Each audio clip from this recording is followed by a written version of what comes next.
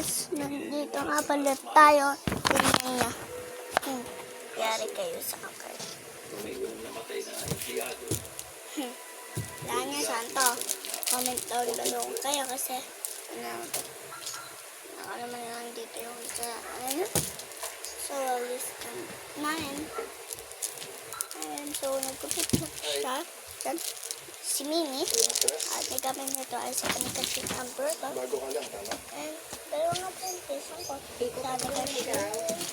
Sunod sa Paslaw. Si Amara Vincent Yao. Tanto nga pala sila. So, 4 comments. So, what's up? Anong problema?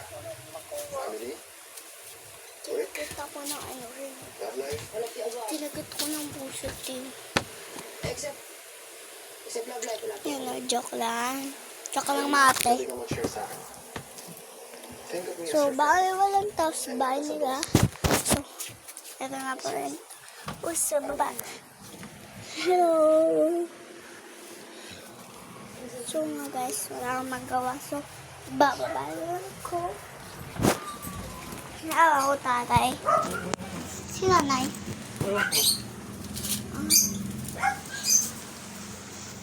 She's so perfect. Blah, blah, blah. Ooh, how I wish you would come one day.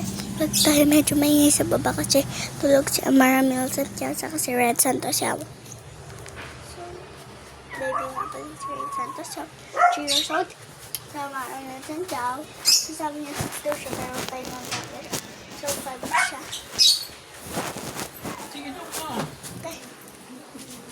So, hello nanay. Ayan. Kaya ayan siya. So, wala akong magawa. Kaya, dito na lang po pwesto. So, babay na maubos na yung hours ko. So, bye-bye. Comment to part 2 guys. Gagawin ko na agad mamaya pag nag-comment na talaga kayo. Bye!